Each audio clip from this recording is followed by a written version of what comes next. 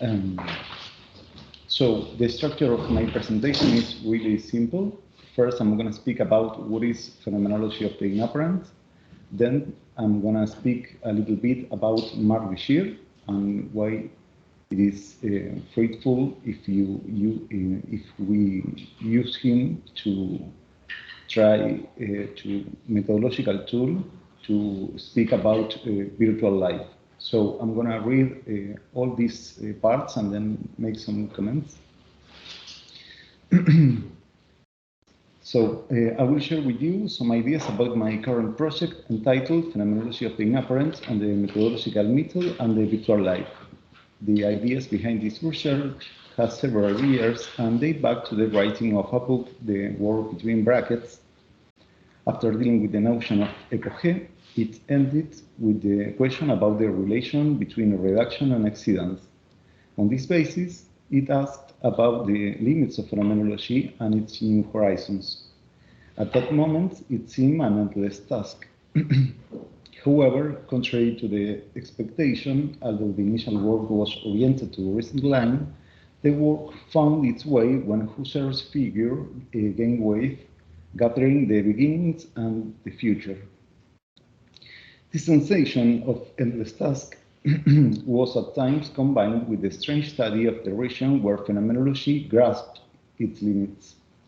The inapparent phenomena are at odds with the manifestation and used to escape the horizon. Yet they occur, and their explanation is always on the edge of the paradoxical. For this reason, the studies about exceedance have raised suspicions and provoked complaints about theological and ontotheological deviations.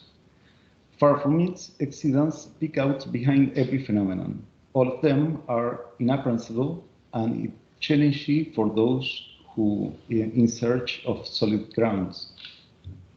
Indeed, the concept of inapparency has called attention within phenomenology, although it was presented in Husserl's approach through the notion of patent and latent. Its place in the following developments is broader, and it became a hot topic in many recent developments.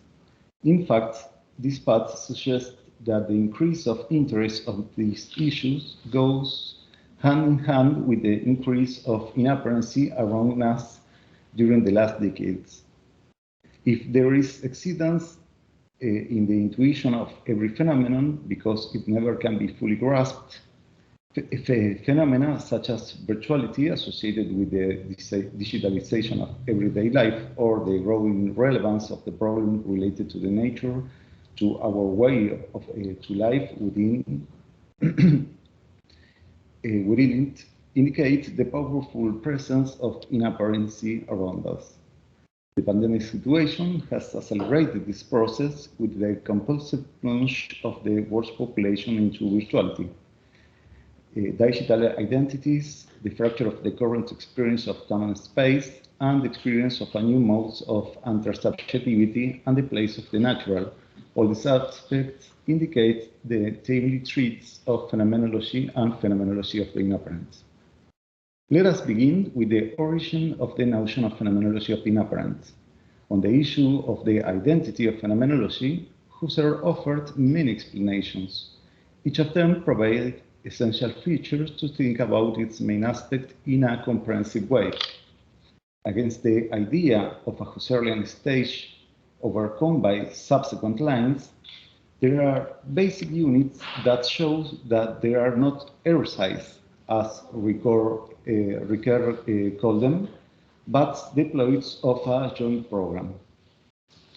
Husserl himself wrote many texts about phenomenology as a method, and his metaphenomenological thoughts are abundant. His main systematic works include consideration on this topic, and also the rest of plenty of them. However, many relevant passages are not in the most well-known books, or if they are outside the mainstream passages. Hence, they used to remain on the sidelines. Our research recovered them to highlight the inadequacy of interpreting Husserl's thought in terms of mere stages. On the contrary, this study shows the preeminence of connected exploration that unveil distinct aspects of the phenomenon. Let us mention as an example several relevant points within the Husserlian corpus. In 1907, he delivered the course The Idea of Phenomenology, which presented the novelties related to the transcendental term circa 1905. Hence, it is an essential document about the term and an influential work upon the later phenomenological tradition through the notion of transcendence, donation, and enigma. Above all, phenomenology is a problem and a challenge for those who dare to seek a radical foundation. In his 1910-11 course, Fundamental Problems of Phenomenology, he deals with the intersubjectivity issues that become central in later works. Thus, this text highlights that Husserl did not change problems and methods, but built a complex approach. At the same date, he wrote the essay Philosophy as Strict Sciences, published in Logos. There he makes a diagnosis of phenomenology's obstacles related to naturalism and historicism and presents phenomenology as an architectural thought, an aspect that used to be set aside in the interpretation of distinct periods. In 1917, soon after knowing that his son Gerard was wounded in battle, he took office as professor in Freiburg. The inaugural conference underlines the feeling of crisis and the consequent need for phenomenology. On this occasion, he emphasizes the importance of an exhaustive examination of the notion of phenomenon, together with phenomenology's scientific character. On this basis, the comprehension of the phenomenon in all its aspects becomes the approach's quintessential goal. Later, in 1922, he delivered in London 4 lessons entitled The Phenomenological Method and the Phenomenological Philosophy. He appeals to historiography to frame his main ideas related to the criticism of psychologism, the redefinition of the notion of transcendental, and the goals of the discipline based on the description of the philosopher who begins. This figure search for a new cognoscitive life through the reduction to attain, almost with religious tones, quoting, "the salvation of my ethical cognitive soul," end of quote. This is Husserliana 35. In 1927, he prepared the Encyclopedia Britannica article and its diverse version, revealing the stormy relationship with Heidegger, under growing theoretical disagreement. In 1928, he delivered the Amsterdam lessons, and in 1929, the Paris lesson, which were the basis for the text that in 1931 took form as Cartesian Meditation. That was not the final version because Husserl kept working in the German version, considering the French text highly unconvincing. The program of a system of phenomenological philosophy appealing to static and genetic analysis indicates the persistence of the idea of a comprehensive framework as the primary objective. However, after all these works, in his letter to Albrecht in December 1930, Husserl states that, bringing to maturity his transcendental phenomenology, he finds himself philosophically alone. He complains that his disciples are quoting a new generation that misinterpret my fragment and incomplete published beginnings in the most profound sense, and propagates a supposedly improved phenomenology, revering me as an outdated old man, end of quote. If so, the slackening of the links between different approaches started early. For this reason, Husserl warned that cutting phenomenology into pieces misunderstands the main direction of his thoughts. But it is possible to keep it unified. It is enough to account for every phenomenon, especially the inapparent phenomena that have captured attention in recent decades. Indeed, it is certainly possible if we comprehend the phenomenological method as Husserl conceived it.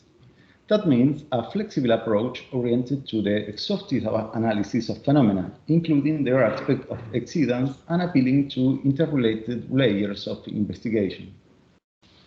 To account for this idea, we should pay attention to Husserl's presentation of static and genetic approaches and their complementarity in the text of the 20s. They allow establishing the difference is not thematic, as if geneticity were the result of the studies about time, but methodological. When Husserl said in Husserliana 14, 480, that, quoting, each static analysis, it is in itself a certain way a genetic analysis, end of quotes. He tries to indicate that the static view points to a genetic view. Still, at the same time, it is possible to shift the perspective and pass from the genesis to the static constitution and its structure. These procedures allows reviewing the result of static analysis from the genesis perspective, reinforcing both approaches and emphasizing their complementarity. At the same time, the history of the monad opens a dimension that is not fully thematized in the concept of the genetic realm. On the contrary, when this thematization occurs, new elements arise related to geohistorical, cultural, and intersubjective phenomena. They require an additional category to account for the variation that has been associated with generativity. Thus, the generative approach is oriented to historicity and the world of life, its rights, traditions, language, and intergenerational relationships. It points to a process of generation that takes generations in a manner of a new absolute, which become a phenomenological issue according to Steinbock characterizations. In this line, generativity does not imply the wholly separate layer beyond static and genetic phenomenology. In contrast, genetic phenomenology deploys itself toward generativity by deepening its features in an auto-overcoming. This point is useful to avoid the idea of isolated or abandoned issues externally. On the contrary, we are dealing in all the cases with the same phenomena in the same horizons. Each approach emphasizes peculiar aspects, even if to clarify the analysis, it is helpful to differentiate the dispositive and procedures that better fit each dimension. Why it's convenient to introduce inapparency? So this is the idea that I want to pursue. Then, to fully account for the phenomenon, it is necessary to acknowledge another and additional layer. In the Saringen seminar delivered in 1973, Heidegger studies the proemion of Parmenides' poem and its relation with fragment 6. He appeals to the notion of tautological thought and states, quoting, "Thus understood, phenomenology is a path that leads away to come before, and it lets that before which it led show itself. This phenomenology is a phenomenology of the inapparent," end of quote. From then on, this notion spread through the discussion about exceedance. Beyond generativity, we find the sphere of exceedance, which can be characterized as a meta-historical dimension. It is oriented to aspects related to the condition of possibility of the world and subjectivity. In this model, generativity and inapparency are not disconnected phases with independence claims, but the deployment of phenomenological motives that come from geneticity. The exploration of exceedance as metahistory or phenomenology of the inapparent has its roots and is the same as generativity and ecological moods. As a part of the overall phenomenological task, it is the exhaustive investigation of the unexplored horizon of every phenomenon. Steinbock combines both spheres into distinguishing between generativity with lower case and generativity with with lower G. Thus, he applies the last notion with the capital G to the limit phenomena, like in consciousness, dream, birth, death, the other, animal and vegetal life, God, etc. In fact, despite the difference, this combination could compromise the demarcation boundaries of the layer. If we focus on the methodological elements, it seems better to keep generativity and inapparency aside, which let us attain a fourfold scheme of phenomenon's full range: static, genetic, generativity, and inapparent. Thus, we can study the same phenomenon from the static perspective, attending its weight of appearance. It can be viewed from the genetic perspective, taking into account its mechanism of constitution, or from a generative standpoint, focusing on the world of life and its historical elements. And it can also be analyzed from the inapparent perspective when we pay attention to the exceedance that inhabits every phenomenon, especially limit phenomena. Let's speak a little bit about the future of inapparency. What are the future of the last stratum? The main issue of the phenomenology of the inapparent is that which is not manifest or escape the horizons, but not unless it gives itself. Hence, it requires a peculiar subjective disposition to be grasped to its feature of exceedance, but it's also the foundation of manifestation. Its method requires peculiar mechanism underlying radicality and pointing to giveness. It also implies the review of intentionality in a framework where subject, phenomenon, and correlation are affected by its functioning. The phenomenology of the inapparent is connected with the other approaches. It has at its disposal or the development because it examines from the point of view of exceedance all phenomena. In a sense, the phenomenology of the inapparent is the most concrete dimension, given that it explores the aspect whose exceedance is in the basis of every appearance. Regarding inapparency, generativity is an instance in historicity, which can be reduced to personal historicity related to genetic dimension, and even to the static level structures. We should add that it's also possible to move to the level of the sciences, and from there to the natural attitude. In this framework, the ontological issues related to things presented to the natural attitude bring two constitutive matters, both in static and genetic levels. The static realm leads to genetic, generative, and inapparent problems with a direction that can be reversed or act locally in one or more dimensions. This feature is associated with the hints of progression and regression mentioned by Eugen Fink in the sixth Cartesian meditation, where when the analysis is progressive, it begins from donation, ensuring solid, well-grounded knowledge based on intuitive, immanent reflection. The thing itself is given as an absolute being of consciousness. In this line, the Cartesian approach begins with an undoubted intuitive donation and progress to ensure epistemic goals based on reduction regarding science and the natural world.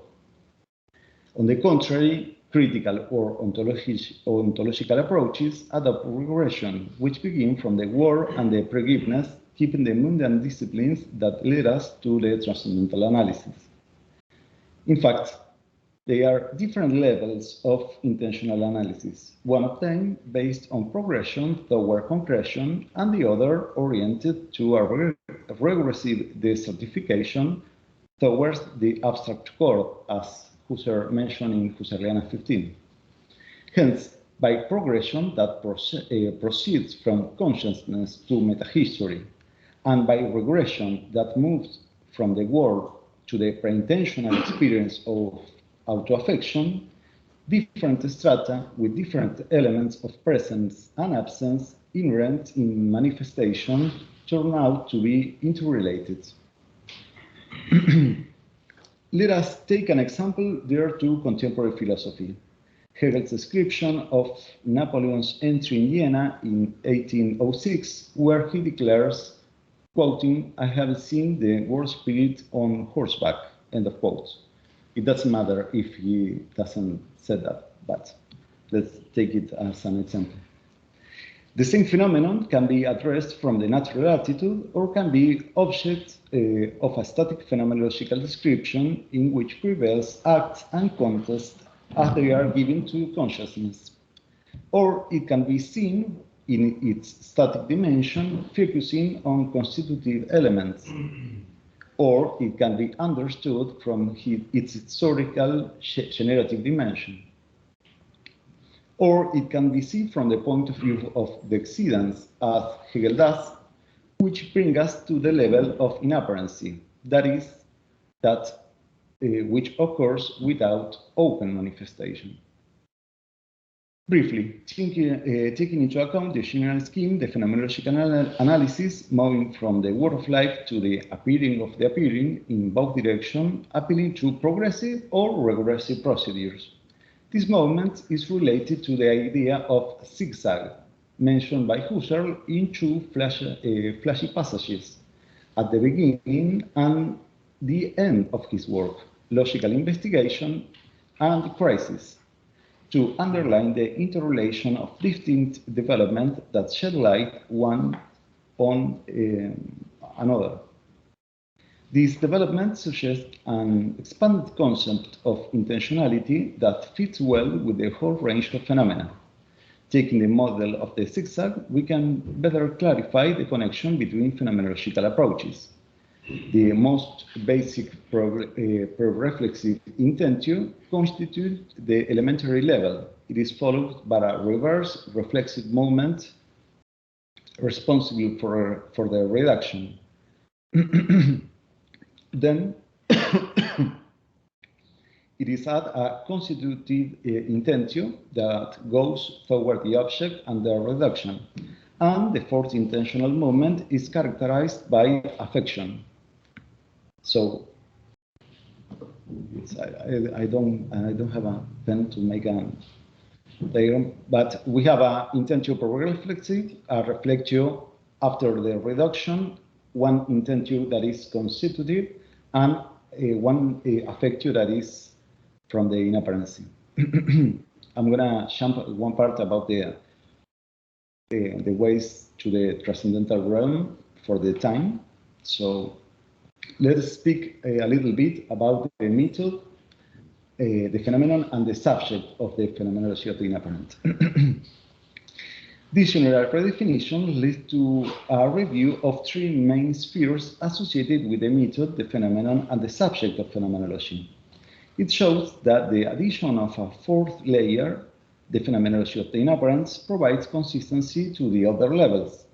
Hence, it is unnecessary to introduce elements of overcoming or rupture like the ones we find, for instance, in Michel-Henry and Jean-Luc Marion, or other lines that tend to adopt this attitude of criticism and destruction of the original basis of phenomenology. Thus, it is possible to follow a Greek clue. We should pay attention to Aristotle's well-known formula, legetai polachos, which, according to Heidegger in the introduction to his 1931 course on metaphysics Zeta, summarize Aristotle's contribution to ontology. In this context, something legetai polachos, it is said in many senses, when it has a broadness that makes it challenging to grasp it wholly. It includes elements of exceedance when we arrive at the study of the ousia. Indeed, Aristotle considers being as the polachos legomenon par excellence, and its categories point to what is given and how we grasp it. Hence, following this path, we find inapparency linked to the phenomenon and the method. But in the same line, the Greek origins also rise from behind the subjects. In modern philosophy, appealed to Latin formula ego cogito. Phenomenology can recover the Greek variant of ego pasco, I am affected. This feature is related to the affection, summarizes essential aspect of the subject from the point of view of the inapparent. Indeed, it should be noted that Aristotle's approach to first philosophy as the study of being qua being underlines the connection between the study conducted by the philosopher, a complex object, and a way to approach this realm. In reverse order, method, phenomenon, and subject that can be seen from the perspective of exceedance. Let us review our contribution to these developments. About the method first. The question about the method can be better comprehended through an example from the contemporary French phenomenology, which view itself as a critical continuation of Husserl phenomenology. Both Michel-Henry and Jean-Luc Marion go through the principle of phenomenology, trying to reach a greater level of radicalness to ensure evidence within the phenomenological method. Both are interested in non-common phenomena. When we try to grasp life, revelation, or the sort of limit phenomena which defy common experience, the constitutive point of view is not sufficient since these phenomena are not at hand. For this reason, they require a special disposition from the subject. In this context, it is worth noting that the notion of Gegebenheit, donation, that is already important in Husserl thought, for instance, in the idea of phenomenology. He says that, quoting, absolute donation is an ultimate term, end of quote, and becomes even more critical in order to account for the realm characterized by the alteration of the parameters that come from donation. In this line, this project recognizes the possibility and advisability of investigating a region where Husserl and Heidegger glimpse a founding notion but did not develop its full potential. This alteration produced around the donation are just effect of their ultimate phenomenological status.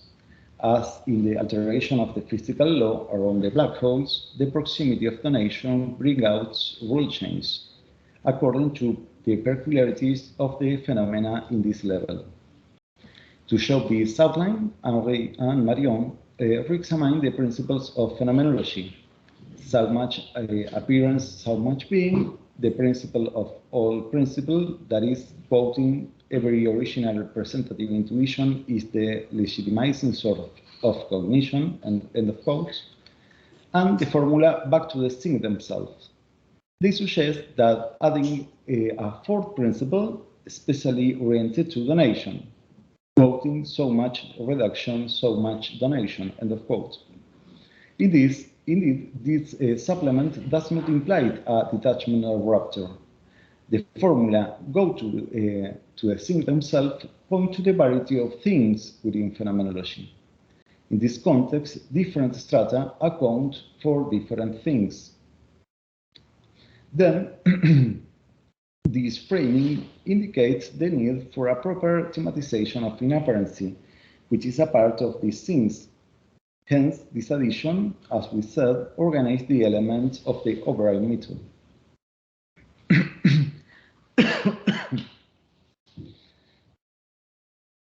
Marion appeals to the notion of anamorphosis to describe the peculiarities of this field. The feature depicts the means of accessing visibility through the kind of donation where the eye should be aligned to receive an appearance. The phenomenon shows itself inasmuch as it gives itself, but it does not properly appear until it's passed from the unformed form to a second that fits the figure of appearance. Hence, it requires a curious, skillful glance to reach the precise, unique point of view. This perspective, which changed the method in a counter method, has been an object of sub-criticism because it would imply a passive situation of the subject. If so, it could be involve the risk of phenomenological failure or ineffectiveness. Indeed, the manifestation of donations implies the deactivation of the ecological elements that could affect this manifestation. Still, it is essential to emphasize that the attitude results from the reduction to the inapparent. It is not the casual result of an ineffective subjectivity. As we will see immediately from the cases of phenomena and the subject, the method comes along with their peculiarities. In brief, the review of the method, considering the inapparent realm, required to broaden the overall perspective, paying attention to the restraint of the moderation of subjective activity. Indeed, it could be appealed to anamorphosis that allow accessing the dimension of the inapparent. This term will imply the restriction of subjective activity to strengthen the reception of what is given. However, suppose these procedures is necessarily related to phenomenological investigation of the other levels. In that case, it cannot be a general counter method, but a resource of the phenomenology of the inapparent. With this level, intuition is deactivated intuition since it is inadequate to grasp the phenomena with exceedance properly. In this way, the restriction of subjective activity is a feature that comes along with the excess of giveness. Still, it does not affect the attitude and the method of the rest of phenomenological strata. The relevance of the ecological components is not the same in all the levels. The aspect of is at the forefront of static investigation. In a more complex matter, is also present in genetic approaches, but its role decreases in the generative research and it's minimal in the level of phenomenology of the inapparent. However, it reappears immediately when from the inapparent, we move toward the manifestation of the phenomena in the generative, genetic, or static approaches. This zigzag comes with a change of emphasis regarding the role of the ecological elements. Okay, let's speak a little bit about the phenomenon and the excidence. Let us consider now the phenomenon. It is important to note that Husserl underlines the future of exceedance related to this notion. On this basis, Michel-Henry broadened this analysis, appealing to the opposition between Greek gnosis, characterized by the distancing of the phenomenon, and Christian gnosis, marked by its openness to immanence and flesh, and Marion investigate donation and saturated phenomena. From these considerations emerge the hallmarks of the stratum of the inapparent related to the absence of clarification between intention and intuition, the static future, impressionality, and exceedance. The notion of saturated phenomena and the pair Greek phenomenon, Christian phenomena, offer examples of this mechanism without overcoming the other phenomenological approaches. Indeed, the phenomenon of phenomenology of the inapparent has peculiar features. It comes to us without constitution. It entails hints of saturation and without joint work of intention and intuition. It redefines the relationship with the static realm and immanence. It is characterized by auto-affectivity, and for this reason presents numerous impressional elements and exceeds the horizon. In the contrast of the rest of the phenomena, which can be subsumed in the finite hermeneutic horizons. Thus, the phenomenon with exceedance comes to the subject, stirring up a redefinition that reaches the connection that makes manifestation possible. It is worth noting against these developments do not clash with the basic phenomenological framework. On the contrary, Husserl himself indicates that we should go beyond the reduction to the consciousness, redirecting this flux to the living present through a radical reduction, as said in Husserliana 34. Thus, exceedance is compatible with intentionality through its open, indeterminate, inexhaustible horizons. If so, the common phenomenon is also a saturated phenomenon, since it exceeds the significant anticipation, which is poor in intuition. Precisely, in Ideas 1, Husserl claims that phenomena poor in intuition are also saturated phenomena, because as ideal objects, they have horizons. And finally, let us examine the subject of the inapparent stratum. Subjectivity is a complex field within Husserl's thought.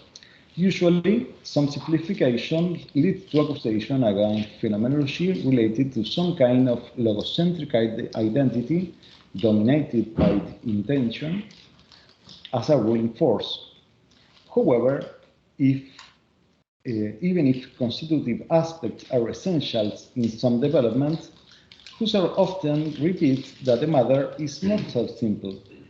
He claims, for instance, in his lecture on phenomenological psychology that, quoting, "the I is not a dead pole of identity," end of quote, but implies a rich dynamism. Let us consider two aspects of the subjects of the inapparent approach. Michel-Henry states that perception should be substituted by affection as the basic phenomenological mood. In this view, intentional phenomenology fails to understand the bond between living beings. Life and not intentionality relates in its radical immanence what itself produces.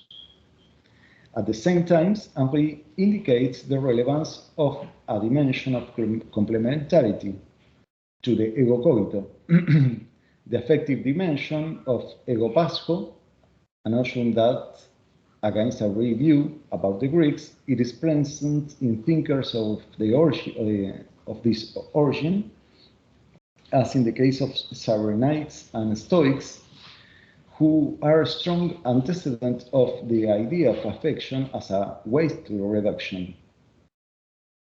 In this way, affectivity ceases to be omitted, and subjectivity is no longer limited to representation. Thus, inapparency and its mode of presentation through affection are put in the forefront. Moreover, as this view is not contradictory but complementary to the traditional approaches, it is possible to turn the ego pasco to reach the immediacy of life, or the unconsciousness. But we can also begin from the ego cogito to account for the mediation of the world. In this way, these traditional approaches lose their limitation and appears as experience perpetrating to different strata and correspond to diverse aspects of the phenomena, so they require a different subjective disposition. The same idea is present in Marion's remark about the peculiar attitude of the subject as a witness. This aspect underlines the transformation of the subjective pole within the phenomenology of the inapparent, since the receptive attitude is in the face of saturated phenomena, is explicitly related to the inversion of intentionality. This is illustrated in Levinas's formula, consciousness against grain, that leads to a contra-intentionality. These features characterize all the saturated phenomena, since all of them inverse intentionality and begins from donation. The recovery of affectivity is evident in the development related to erotic reduction. It confers evidence not from a cogitative certainty of ourself, but the assurance crowned from another place, from an another. The question, am I, is substituted by the question, does anybody love me? I am not because I want, but because I'm required from another place. Erotic reductions reveals an ego deprived of certainty and existence and opens a new subjective dimension where the status of the beloved, that can love and be loved, the ego amans, outshines the ego cogitans. These arguments illustrate a feature of the inapparent related to its peculiar logic that subverts and contradicts those rulings other phenomenological fields. For instance, intermonadic temporalization is in the grounds of temporalization of immanent time characteristic of genetic and generative levels. However, it does not happen in the case of inapparency, in which the event is primarily related to space. Under erotic reduction, time is tied to space in the sense of a phenomenological distance, understood as a here and there. Thus, I'm certified from another place. Under reduction, the lover is constituted in the mirror play, receiving certainty from the beloved, that is, from another side. Only in the level of phenomenology of the inapparent, space precedes time. What about the subject of the inapparency? Our study confirmed that it's also present a variation regarding other strata, making explicit the ego's primary feature as irradiation pole, Australum centrum, and incidence pole, Einstralum centrum, according to the claim of Ideas 225. The combination of Australum and Einstralum, irradiation and incidence, assumes that it's possible to thematize one and the other, and the second case coincides with the subjective attitude indicated in the critical lines. Indeed, the subject distinct feature in the inapparent level are associated with affectivity. And this affectivity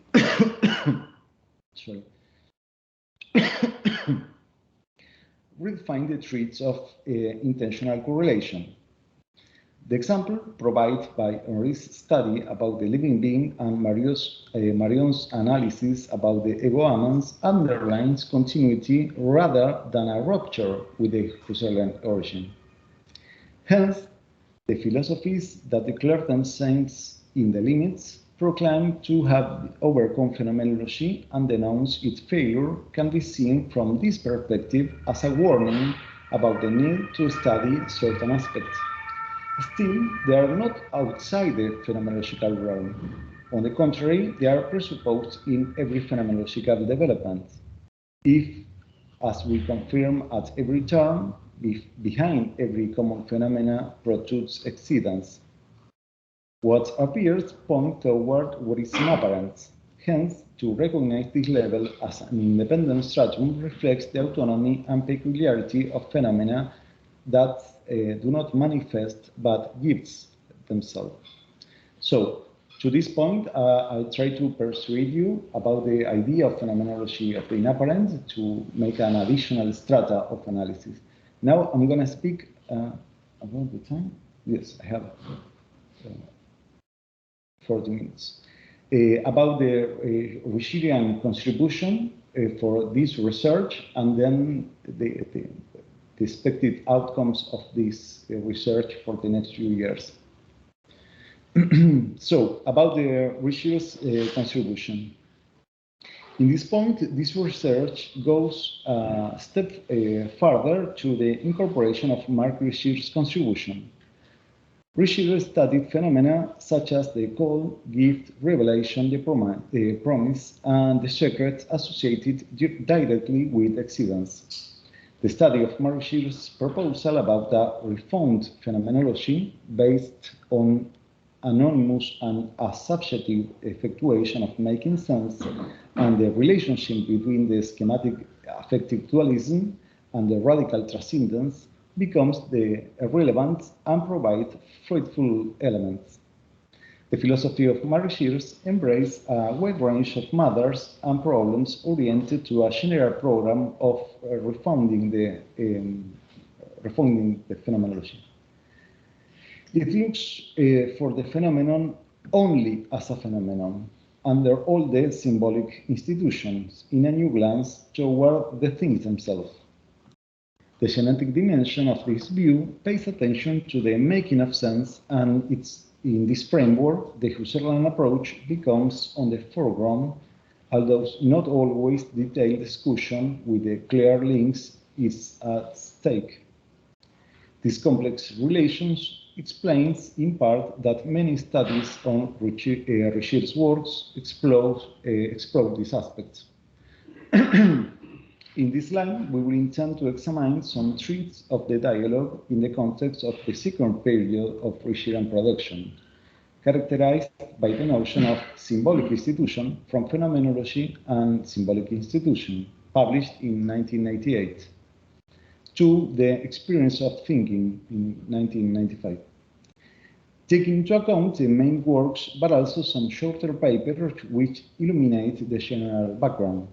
The exploration of this period deals with the notion of symbolic institution, appealing to reflection on the Lebenswelt of Husserlian origin through meaning shift and distancing, together with the remarks regarding its relation with the Gestalt as it appears in Heidegger to account the mechanism of sedimentation of sense, but also the triggering and peculiar conditions in current times.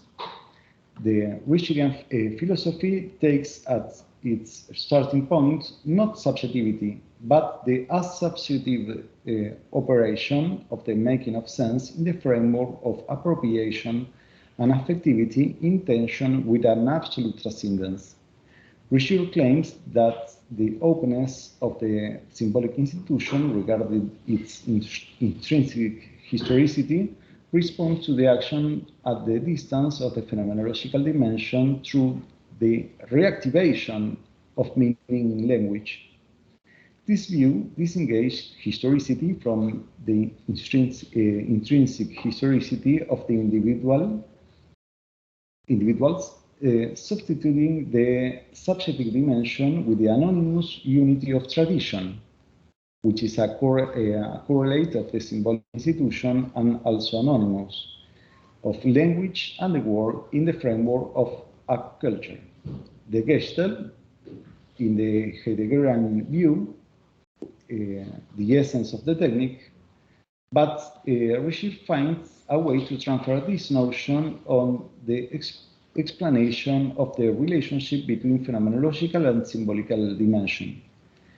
The symbolic Gestalt of the science produces the technical Gestalt, but in Richard's view, this is not a recent product, but an intrinsic mechanism of the crisis of meaning understood as a structural element. As other phenomenological variants, Richard's programs oscillate between radicalization of the Husserlian project to reach its deepest goal and the distancing from some aspects, in a context where the technique has multiplied its effort over the lifework, changing many interpretative kits on its development. Focusing on these topics seems not to lack relevance. Phenomenology is, after all, the science of Lebenswelt, and as the all-encompassing horizon and its ability to unreveal its enigmatic traits, lines that denies of meaning itself. Without an approach that activates the retrospective question and the engagement in the radical search typical of philosophy, knowledge is left abandoned, and there is no way to grasp the phenomenon only as a phenomenon. These horizons involves a real change to philosophy and its paradoxical entity that reproduces the mechanism of the technoscience, but it also leaves the door open to non-quotidian experience. The reading of research works provides significant material to understand the discomfort of current times, the unveiling of the distorted mechanism, and the description of different horizons within the life world. It is not in vain that Richard claims that movement of meaning, together with the symbolic institution and its effects, are, quoting, what is necessary after the trace of Husserl to think all at this time, end of quote, drawing the attention over an exceptional and risky period. Not much time has passed, nor the circumstances have changed to alter the validity of this idea, so that Richard's thought constitutes a substantive contribution in this field. For this reason, these horizons constitutes a sound basis to explore the virtual realm and provides powerful tools to explore contemporary issues related to its inapparency. The reflection on the digitalization of the world includes Vial's numerical ontology, which thematized the perceptual renegotiation associated with new phenomena, its post-phenomenology, which has explored the relationship between human beings, technology, and the world, paying attention to the technical level and the underlying links where technology is on the horizon of contemporary life as a multi-stable framework. And I'm going to skip another positions for speaking about the corollaries, because I have only 5 minutes. In sum, this research aims to elucidate the future of phenomenological method as a way to describing the complete range of phenomena, including limit phenomena. And this approach shows the internal consistency of methodological development in phenomenology, and on this basis offers an answer to the objection of lack of radicality arising in the studies about the latent of the inapparent. The figure of Marxism constitutes a peculiar case that illustrates the force of this line. This approach provides relevant material to comprehend the case of inapparence related to the virtual realm that traverses contemporary life. Indeed, phenomenology, which has provided the notion of life world or Lebenswelt, it is especially appropriate tool to explore also the digitalized world.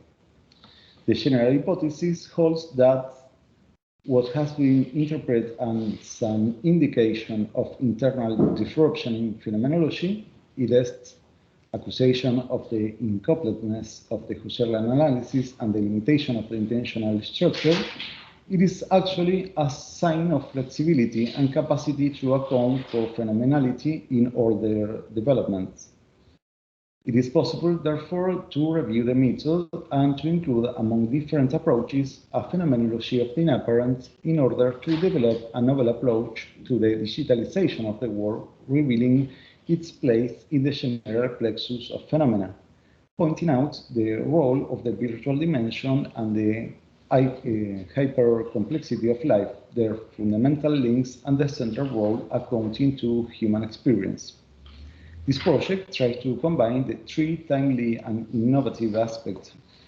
Firstly, it contributes to the current debate about the limits and scope of phenomenology, shedding new light on their methodology through the discussion of trending topics related to the exceedance and the limit phenomena, and the proposal of a novel scheme which solves significant theoretical obstacles.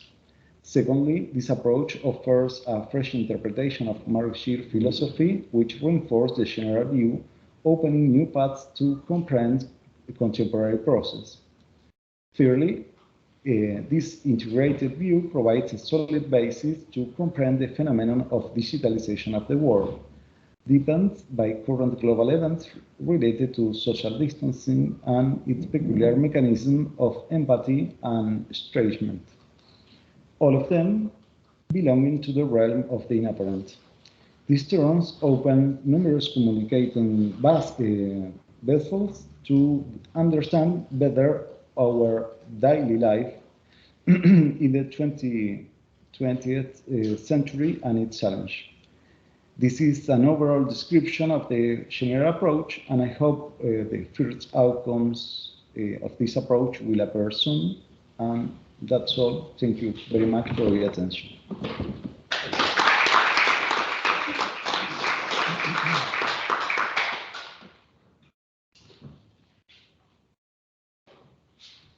Yes, 1 minute.